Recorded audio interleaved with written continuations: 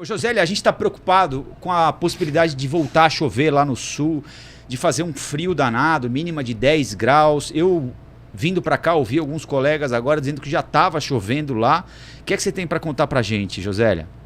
Bom, boa noite a todos. De fato, assim, hoje nós tivemos a entrada de mais uma frente fria no Rio Grande do Sul, então já voltou a chover, tá? Não é uma chuva tão intensa como vimos aí nesses últimos dias, já voltou a chover, mas nesta quinta-feira, grande parte do Rio Grande do Sul vai ter até sol e frio, né? Essa é uma preocupação, especialmente áreas aí na fronteira com o Uruguai, vão amanhecer com menos de 10 graus, tem temperaturas aí de 6, 7, 8 graus, né? Ainda tem muita preocupação, Rafael, com a chuva que continua na região serrana do Rio Grande do Sul. Então, nas áreas mais ao norte, áreas, por exemplo, lá de Passo Fundo, Cruz Alta, Caxias, Bento, quer dizer, toda aquela região serrana mais alta vai continuar com chuva. Isso é uma preocupação muito grande, porque ali nascem os rios, né? Então, assim, tem essa preocupação, mas Porto Alegre amanhã, por exemplo, não deve ter chuva, então tem aquele dia só com muitas nuvens. Amanhã ainda tem ventos moderados aí no Rio Grande do Sul, por causa de um ciclone extratropical que, na verdade, está lá na costa do Uruguai, com a província de Buenos Aires. O ciclone não vai passar pelo Rio Grande do Sul, nada disso, mas ele provoca esses ventos moderados a fortes. Amanhã o ciclone já vai começar também a se afastar em alto mar.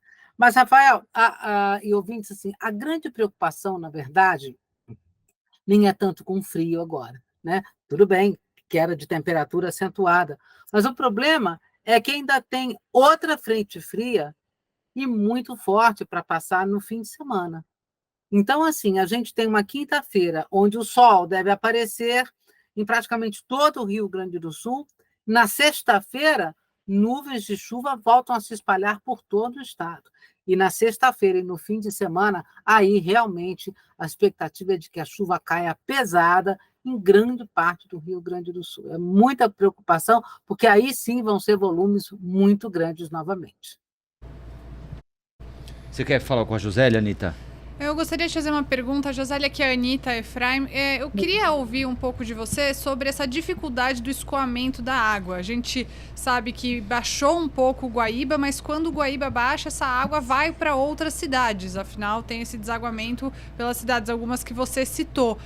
Como é que qual a expectativa que a gente pode ter dessa água começar a baixar no centro de Porto Alegre, que está tão inundado, e nessas outras cidades? Existe essa expectativa ou com as chuvas que você está relatando não tem nenhuma previsão? Olha, assim, essa é uma questão bastante hidrológica, tá? E eu vou responder com certa limitação, Anitta. Primeiro, o seguinte, ali a gente tem que lembrar que a gente tem um escoamento do Guaíba que vai saindo ali na Lagoa dos Patos, né? Então, já está tudo muito. A quantidade de água, isso precisa ser entendido, é muito, muito, muito acima do que seria uma coisa normal. Não é uma cheia básica, não é uma cheia normal. Então, o volume de água é extremo e numa grande extensão. Então, só por esse fato, o escoamento já é lento, já é difícil, tá? E tem a Lagoa dos Patos, que seria o escoamento natural. A questão do vento é que se você tem ventos que sopram do mar para o continente, ventos, por exemplo, de sudeste, ventos de leste, eles vão empurrar a água da lagoa em direção ao continente. O vento do mar para o continente, digamos assim, represa a água, tá? Hoje, por exemplo, nós vimos aí imagens do Guaíba muito agitado.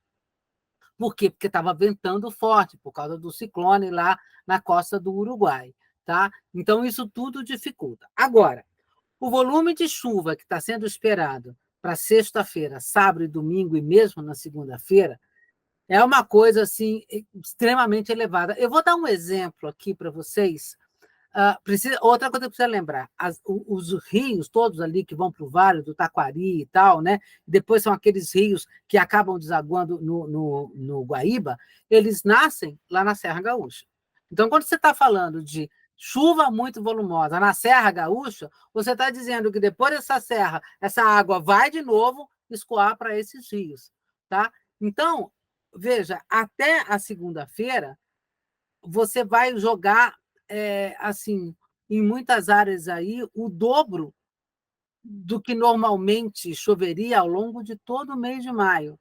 O problema é que em muitas áreas já choveu, só nesses primeiros 8 dias, o dobro ao triplo do que deveria chover, do que seria o normal para chover ao longo de todo o mês de maio. Tá? Então, assim, suponha que você tenha, assim, eu vou dar o exemplo de Caxias do Sul, que é um dos lugares onde mais choveu. Imagina que Caxias do Sul é uma piscina, tá? E essa piscina, dentro dessa piscina, cabem exatamente 150 milímetros de água, de chuva, tá? Ok. Se você botar 155, ela já vai transbordar. Ok. Essa é a média, esses 150 é a média normal de chuva para um mês de maio na região de Caxias. Do dia 1º até amanhã, do dia 8, o Instituto Nacional de Meteorologia já registrou quase 450 milímetros em Caxias. Significa que já choveu em 8 dias 3 vezes mais. Agora, a previsão é de que de quinta-feira até a segunda chova mais 300, o dobro da média. Ou seja, você vai jogar 300 em cima de 450. Então, assim, não tem para... Essa água vai descer a serra, ela vai para os vales. Então, a situação é muito preocupante ainda, porque ainda tem um volume de água muito grande. Então, esse escoamento não vai acontecer nessas próximas 48 horas, nada disso. Assim, talvez a gente possa até esperar que talvez haja aí uma nova elevação em algumas áreas, né? Mas esperar que a situação se normalize aí nessas próximas 48 horas, eu acho realmente muito, muito pouco provável, né? Porque a água que vem ainda até a segunda-feira é muito grande. Nós estamos falando de chover o dobro. Em 5 dias, chover o dobro que normalmente choveria em áreas de serra.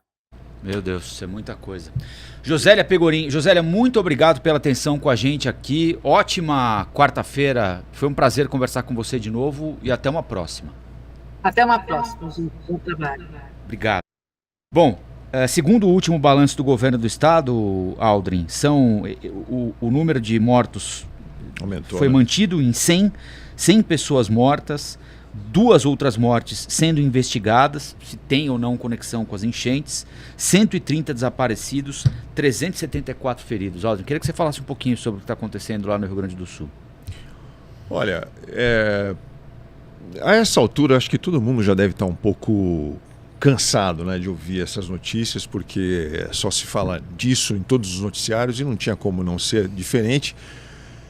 Afinal de contas, é um estado do nosso país que está arrasado, destruído, né? A gente vê as imagens aí, elas são impressionantes, todo mundo fica chocado. Eu acho que um aspecto importante que a gente pode destacar aqui é a questão meio ambiente, a relação dessa tragédia que está acontecendo com os gaúchos, com o desmatamento, com queimadas, com o calor recorde que tem feito aqui em São Paulo, e entender que isso está tudo interligado. Desculpa te interromper até, Aldrin, mas para quem não sabe, tem uma massa de ar quente que impede que as chuvas saiam daquela região. Então era para outras partes do Brasil, especialmente o Sudeste, terem ficado com uma parte dessas chuvas. Isso faria com que ficasse menos concentrado, mas essa onda de calor bloqueia essa saída, né? Exatamente. Na sexta-feira passada, enquanto chovia um dilúvio no Rio Grande do Sul, São Paulo tinha o dia de maio mais quente da história, né? Foi 35 graus, se eu não me engano. Hoje fez 35 no Rio de Janeiro. Nós estamos em maio. Isso não é normal. São 10 graus a mais do que costuma fazer nessa época do ano. E o calor, a massa de ar quente que está aqui parada no Sudeste, tem a ver com o desmatamento na Amazônia. Vamos usar um pouquinho a memória. A gente vai lembrar que em dezembro agora, o Rio Negro ficou seco. Foi a maior seca do Rio Negro e de outros afluentes ali na Amazônia em 120 anos. As imagens, vocês devem lembrar, eram assustadoras, ficou todo mundo impressionado com o rio, você viu o fundo do rio. Isso nunca tinha acontecido na proporção em que aconteceu agora em dezembro. Então, assim, menos árvores, mais desmatamento, menos árvores significa menos chuva. Menos chuva aumenta a temperatura no centro-oeste, no sudeste. Aumentou a temperatura aqui, as massas de ar frio que sempre vêm lá do sul param em cima do Rio Grande do Sul. Ou seja, esse desregulamento de todo o sistema climático do nosso país é consequência da ação direta, irresponsável, criminosa dos homens. Eu sei que é uma engrenagem complicada, né? Você ilustrar isso e querer que todo brasileiro entenda que é assim que funciona, mas é importante a gente falar isso porque essa imagem precisa ficar na cabeça de todo brasileiro e principalmente de todo eleitor. Porque uma coisa que eu acho que a gente precisa rever é que a gente não deve mais chamar isso de novo normal. Isso aí já é o normal. O Rio Grande do Sul tem a terceira enchente, é destruído por águas pela terceira vez em menos de um ano. Então, se esse é o normal, é preciso que passe a ser normal também, ou urgente, talvez seja a palavra mais adequada, urgente que a gente coloque na nossa cabeça que falar sobre questões ambientais, a importância de se preservar a floresta amazônica é fundamental e esse é um pensamento que tem que estar na cabeça de todo brasileiro. A gente precisa exigir isso de um político na hora que ele estiver discursando em campanha. Tem eleições esse ano, é fundamental que a gente preste atenção nisso. A agenda da preservação do meio ambiente, da crise climática, precisa estar na boca de todos os candidatos. E o eleitor brasileiro precisa prestar atenção nisso e escolher o seu candidato com base nessas medidas, nessas emergências, né? Eu vou abrir para a Anita falar, senão eu vou ficar falando aqui. Esse é um tema muito sensível, eu fico muito preocupado com isso. E eu sei que muita gente agora está nesse momento de solidariedade, eu acho que isso é muito importante, as pessoas ajudando de diversas formas, não sei se todo mundo sabe, mas se você for aos Correios fazer uma doação, os Correios enviam gratuitamente material de limpeza, de higiene pessoal, água, especialmente água, que em Porto Alegre as pessoas não têm água. É uma loucura pensar que as pessoas não têm acesso à água, de forma nenhuma. Mas fica essa briga de não podemos apontar culpados. Não, a gente precisa apontar os culpados com urgência, porque isso não aconteceu do nada. É todo um processo de desmonte, de políticas de desmonte ambiental que leva a essas situações. Então, é exatamente o que o Aldrin está falando. Se a gente não olhar quem são os culpados, quem tomou esse tipo de decisão, a gente vai continuar repetindo esse tipo de tragédia. Não vai ficar só no Rio Grande do Sul. Vai acontecer de novo.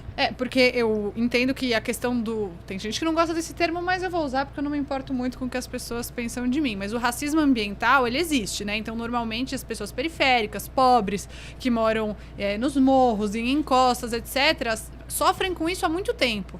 Mas chegou no centro da cidade de Porto Alegre, numa das grandes capitais do nosso país. E aí tá todo mundo muito chocado, que realmente está muito acima do normal. Mas a gente precisa pensar o quanto os políticos que a gente está elegendo estão investindo na prevenção. Sabe aquela coisa que a sua avó falava, é melhor prevenir do que remediar? Agora está difícil de remediar, porque ninguém tentou prevenir. Então, o investimento em políticas públicas de saneamento básico, de preservação do meio ambiente, tem fundos, né, de quando acontecem tragédias desse tipo, quanto dinheiro tem lá, tudo isso é um problema muito grande. Então, eu acho que a gente tem que sim olhar para os culpados, para as decisões que levaram a esse caminho. Desculpa. Vai em frente, vai em frente. Não, é só um outro aspecto. Acho que a gente pode falar também sobre a enchente de lixo que está acontecendo nas redes sociais e a polarização. A gente vai falar disso, né, daqui a pouquinho. Eu só quero, antes, colocar na escuta com a gente aqui a prefeita de Pelotas. A gente vai tratar desse assunto separadamente, Aldrin. Eu quero antes colocar a prefeita de Pelotas aqui na nossa escuta. Vamos falar com ela. A prefeita Paula Mascarenhas. Ela já está em contato com a gente aqui, a prefeita. Ô, prefeita, boa noite. De novo, a nossa solidariedade a vocês por aí. Queria que a senhora dissesse pra gente como é que estão as coisas aí em Pelotas. Nós conversamos na segunda-feira, se eu não estiver enganado. A senhora disse que estava esperando ainda o pior das águas chegarem aí. Queria que a senhora dissesse pra gente como estão as coisas agora na cidade. Colombo, boa noite a ti, a todos que te acompanham.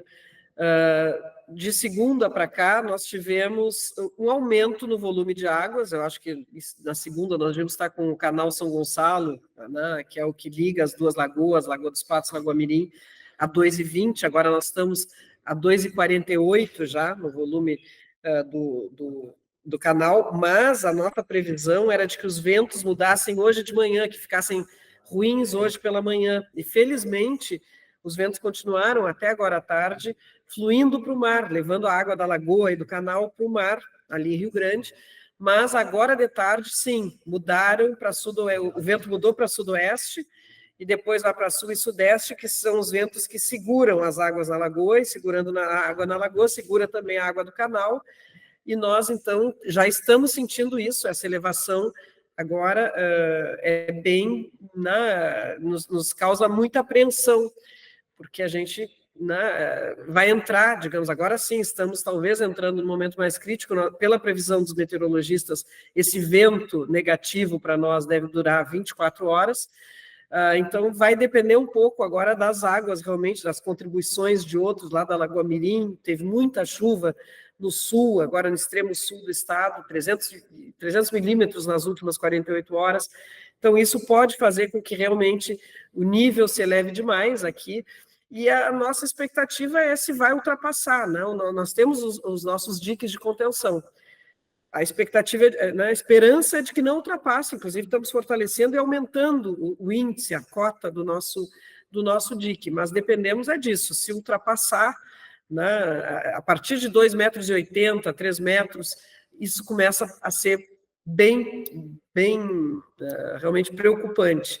Por enquanto estamos com 2,48, mas já é um volume bem maior do que nós tivemos em setembro do ano passado, que foi a última enchente importante que tivemos. Então, nós continuamos, temos muita gente que ouviu o nosso apelo ontem para que saíssem de casa enquanto tínhamos tempo, enquanto a água não chegava. A gente já tem em torno de 700 pessoas nos abrigos, considerando abrigos públicos e privados, e muita gente que foi buscar hotéis, casa de amigos, casa de parentes, enfim. Isso é importante, porque se as águas vierem, a gente tem a expectativa de ter menos gente assim, em apuros, numa situação mais grave, mas é tudo uma expectativa, realmente. Agora essas próximas 24 horas são bastante importantes.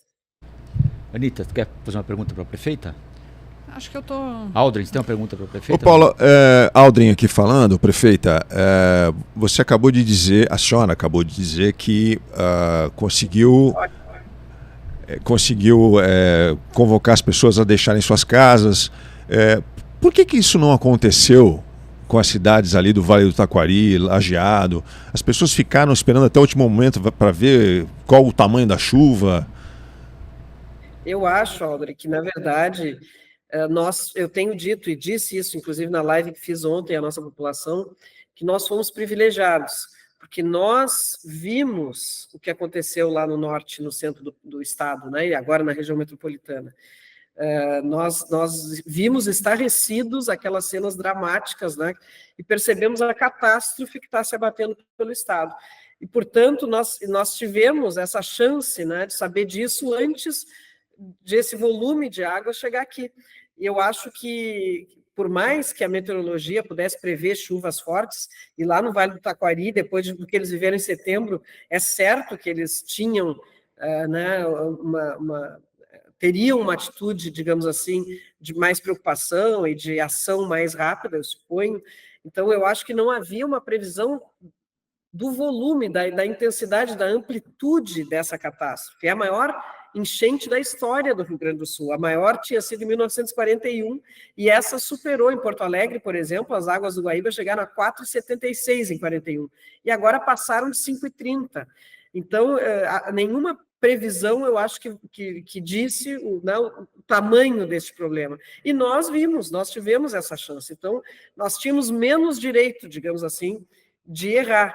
Nós começamos a trabalhar há 3 dias, já fizemos todo o possível, nós estamos fazendo tudo que está ao nosso alcance, conseguimos apoio privado, por exemplo, nas casas de bombas que nós temos para tirar as águas de dentro da cidade, que não estão agora trabalhando, porque obviamente as águas o que nos ameaça não são águas internas, são águas externas, mas depois elas serão necessárias. Nós tivemos apoio privado do pessoal aqui, os produtores de arroz, que nos emprestaram mais bombas, então temos mais do que o dobro das bombas normais.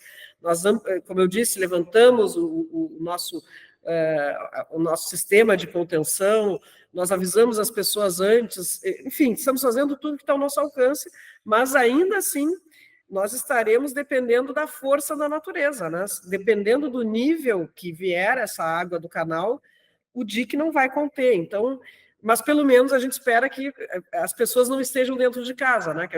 É claro que há aqueles resistentes, mas a gente teve esse tempo, né, de avisar as pessoas, de todos os dias pedir, fazer esse apelo. Então a gente espera ter menos sofrimento, ou pelo menos menos perdas humanas aqui, né? Então é isso, é um pouco isso. Acho que e eu disse, a gente tem menos chance, a gente tem menos direito, né, de cometer erros, porque tivemos mais tempo do que os outros. Boa sorte, prefeita. Anita. Muito obrigada. Prefeita, boa noite já, né? Prefeita, eu sei que agora é um momento de tentar prevenir, né, que o pior aconteça, de orientar as pessoas, mas como uma gestora pública, a senhora acredita que haverá uma mudança a longo prazo na postura dos governos, talvez de todo o Brasil, ao olhar para essa possibilidade das tragédias ambientais? Acho que isso é uma necessidade absoluta, né? A gente está vivendo... Acho que é uma irresponsabilidade coletiva essa, né, no planeta, em todos os países, né, e os mais ricos ainda mais, né, a responsabilidade tinham e têm relativamente a compreender que nós temos que mudar a nossa atitude em relação à natureza, né? Ninguém esperava que o resultado, né, dessa irresponsabilidade viesse tão rápido, e ele está aí e veio para ficar. Lá no Vale do Taquari, cidades viveram uma enchente, mais de 3 enchentes em menos de 12 meses.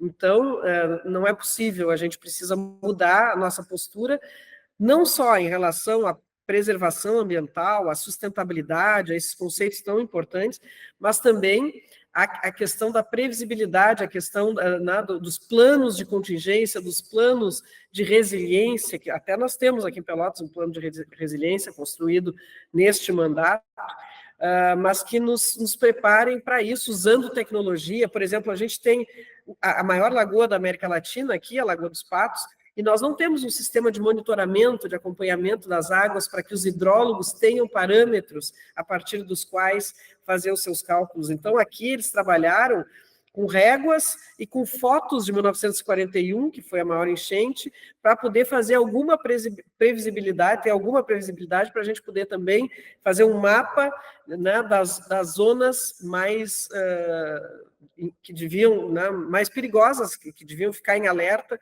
tudo isso a partir de fotografias. Então, precisamos mudar né, esses sistemas para estarmos mais preparados, né, para não vivermos catástrofes como essa que nós estamos vivendo. É a segunda catástrofe, se a gente considerar o Vale do Taquari, né, de setembro a maio, é terrível, está acontecendo no Rio Grande do Sul, mas pode acontecer em qualquer lugar. Então, realmente, a gente precisa mudar, e urgentemente. Prefeita, muito obrigado pelo tempo da senhora. Nossa solidariedade de novo ao povo de Pelotas. Um abraço a todos por aí e boa sorte. Seguimos juntos, torcendo por aqui. Muito obrigada, Colombo. Estamos à disposição. Muito obrigado. A gente conversou então com a prefeita de Pelotas, Paula Mascarenhas, ao vivo aqui no Flow News, e seguimos tratando desse assunto. A gente tem algumas imagens para rodar para vocês de momentos importantes do dia de hoje, né, de eventos que aconteceram ao longo do dia de hoje. A gente vai rodando, né, Thiago, mostrando para as pessoas o que está acontecendo lá. A água do Guaíba chegou a baixar hoje, mas baixou muito pouco, e a tendência é de que demore muito tempo já demoraria muito tempo para baixar, mesmo que não chovesse. Mas a gente ouviu agora há pouquinho a Josélia Pegorim falando em perspectiva de mais chuva para o Rio Grande do Sul, para a região metropolitana de Porto Alegre, por exemplo, no fim de semana, sexta, sábado, domingo, eventualmente na segunda também, com uma queda brusca na temperatura. Hoje a Prefeitura de Porto Alegre já mandou interromper qualquer tentativa de resgate por causa da ventania, ou seja, já há o risco evidente e óbvio para quem precisa do resgate e risco para quem vai fazer o resgate também por causa do mau tempo em Porto Alegre. Ou seja, um complicador. Não precisava de mais essa agora, né? O Aldrin, agora há pouquinho, introduziu um assunto, ou começou a tratar de um assunto, porque a gente não escapa disso, né?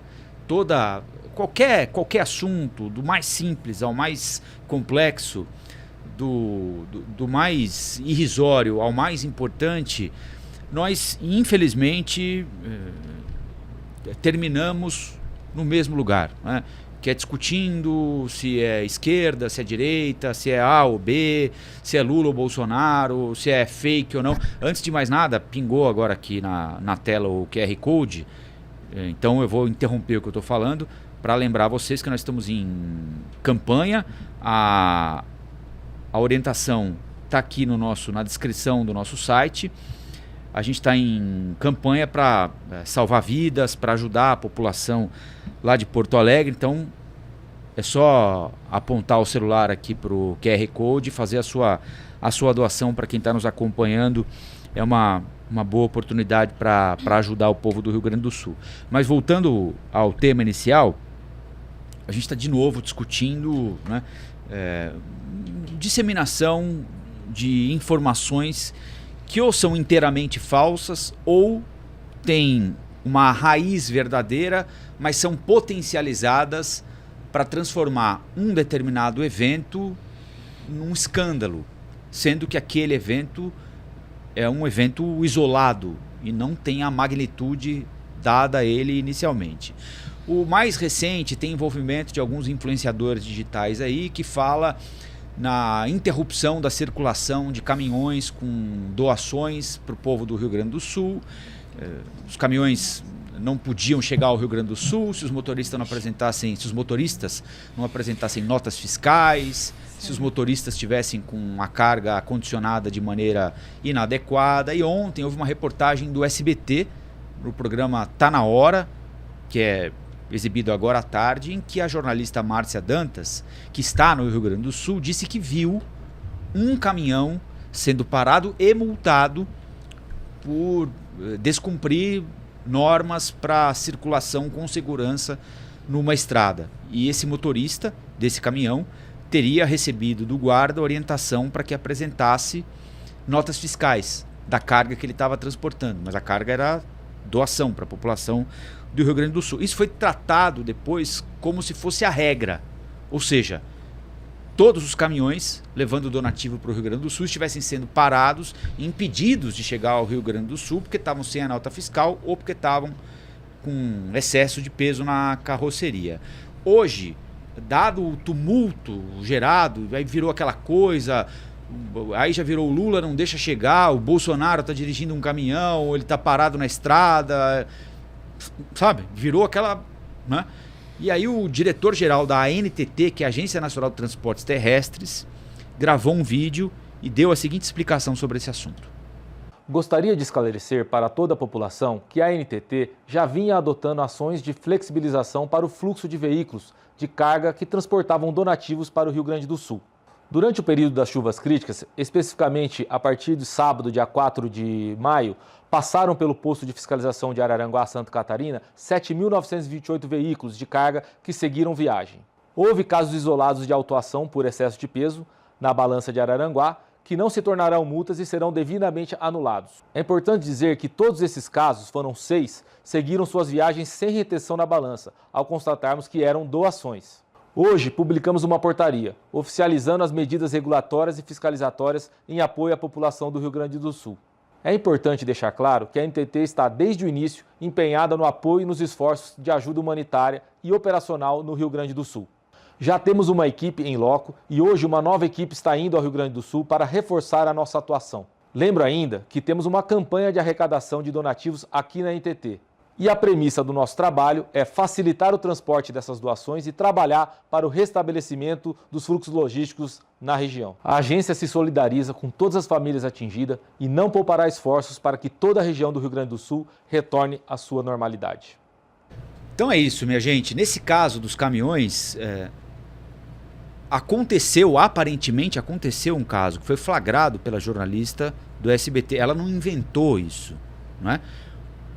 O problema é que o episódio ganhou ares de escândalo e nunca teve o tamanho dado a ele de maneira maldosa e intencional para tentar transformar as doações de toneladas de medicamentos, roupa, alimento, enfim, de tudo que é água, tudo que é possível doar, em um escândalo. Né? E aí virou, o governo não está deixando chegar.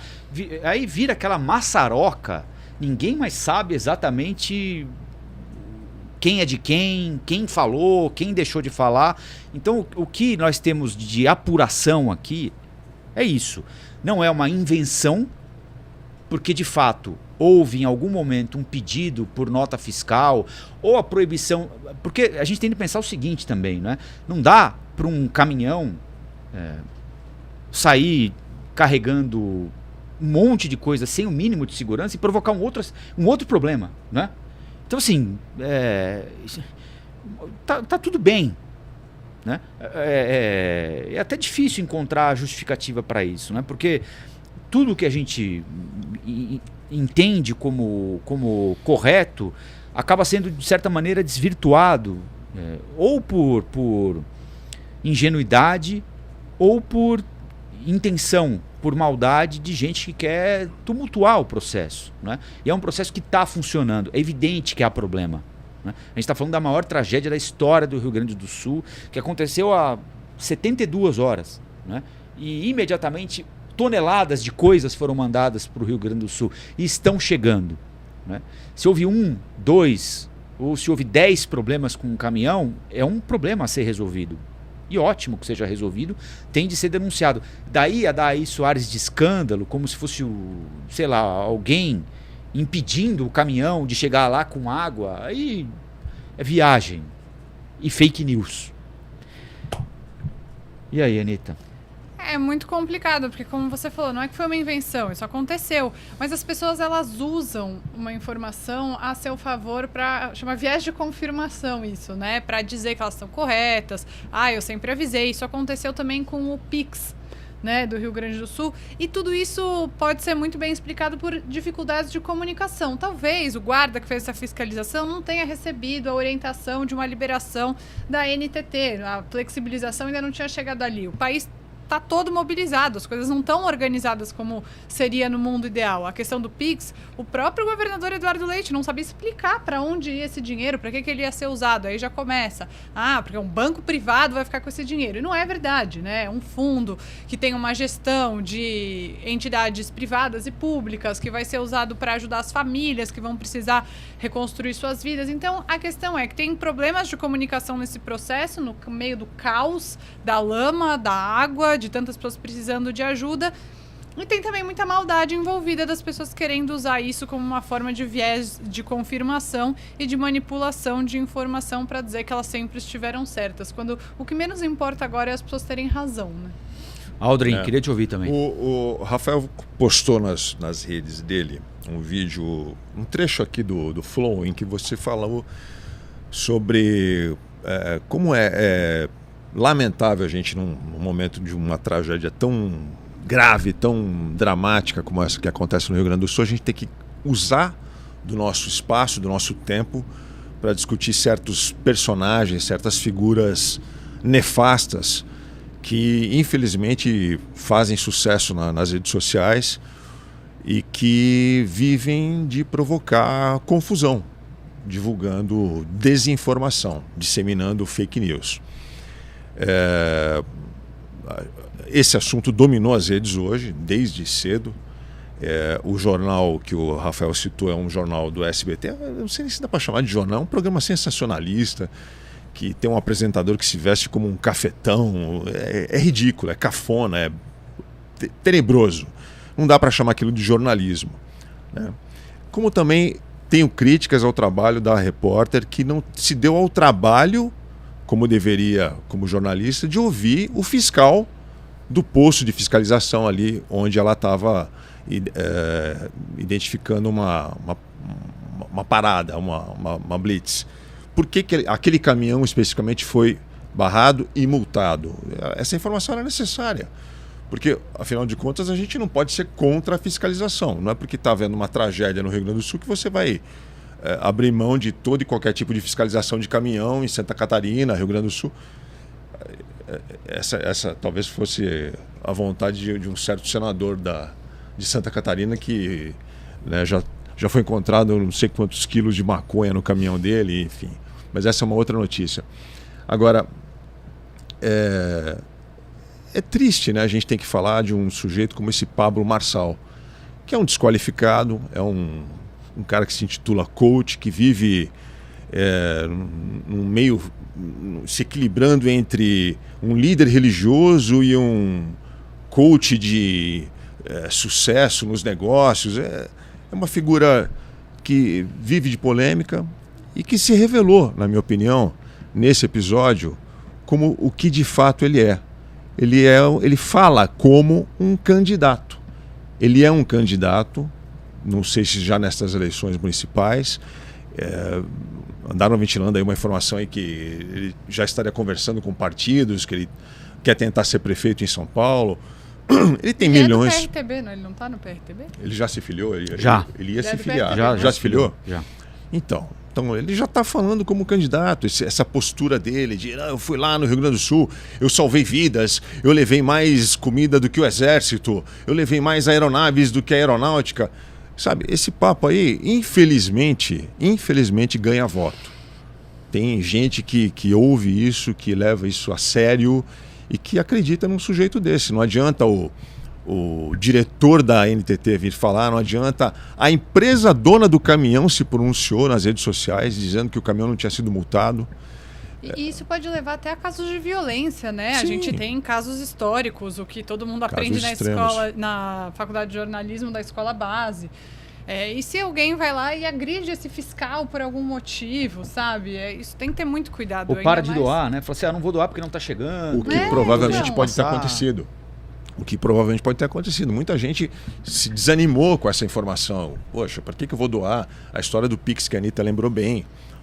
Mas aí eu vou responsabilizar o governador, porque ele tinha que ter essa informação, né? Talvez não naquele momento, não sei. A gente tem que levar em conta. O Pix já funcionou caos, agora né? em novembro, Exato, né? exato. O Pix, ele reativou. Ele foi o Pix, reativado. né? Bom, mas enfim. A informação Difícil. tem que estar clara, né, nesse momento.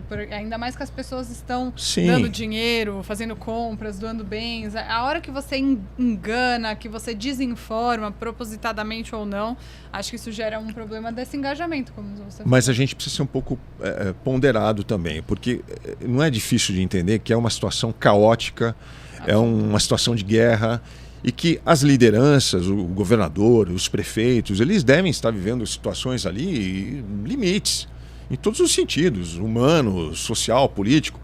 Devem estar sem dormir, trabalhando 20 horas por dia.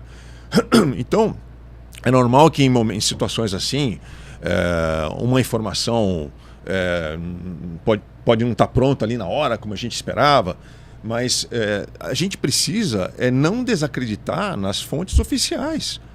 Sabe, é o governador do estado, é o diretor da NTT, a Polícia Rodoviária Federal se pronunciou hoje. Teve um comunicado nas redes oficiais da Polícia Rodoviária Federal explicando, olha, nós não estamos bloqueando caminhão nenhum, não estamos exigindo nota fiscal de ninguém. Ou seja, sabe, todo mundo precisou vir a público, dedicar tempo, ocupar espaço para desfazer uma mentira, uma fake news, que não necessariamente começa com uma mentira, plantada por esse sujeito e que foi repercutida por políticos. Teve um senador lá de Minas Gerais, o Cleitinho, o senador Cleitinho, postou um vídeo. Pois é, né? Repostou o comentário do Pablo Marçal e colocou lá, olha aí, tá vendo? Tem que doar nada, não, tá vendo? Olha só a bagunça que é isso aí. E aí, esse discurso. Sem água. Essa postura de valentão, de chegar, vou lá e resolvo, eu funciono mais que as Forças Armadas. Gente, pelo amor de Deus, né? Pelo amor de Deus, né? Vamos ser um pouco mais adultos, o problema é sério, a gente precisa das Forças Armadas. As Forças Armadas estão fazendo um trabalho, de fato, memorável. Então salvaram já, eu tinha visto o número, mais de 45 mil pessoas nesses dias. Então, vamos baixar um pouquinho a bola, vamos parar de dar ouvido para quem não merece, sabe? Coach. O Pablo Marçal fez um vídeo hoje, ele estava num cenário, parecia apresentador do No Limite ali, com telões, luzes, falando lá, apontando o dedo, dizendo que ele vai processar a Rede Globo, que o SBT sim é que está certo. Desculpa, o SBT fez mau jornalismo. Esse programa que apresentou essa matéria fez mau jornalismo. Devia ter explicado por que aquele caminhão foi parado. Ou não era importante respeitar o trabalho da fiscalização da NTT. Sabe? A gente não pode ficar destruindo as coisas, as instituições dessa forma. Não é hora de fazer isso, principalmente nesse momento tão delicado que a gente está vivendo no país. Olá, aqui é o Rafael Colombo. Gostou do que acabou de assistir? Se inscreva no canal Cortes do Flow News para os melhores momentos. Quer acompanhar os nossos programas na íntegra? Então se inscreva no nosso canal oficial, Flow News.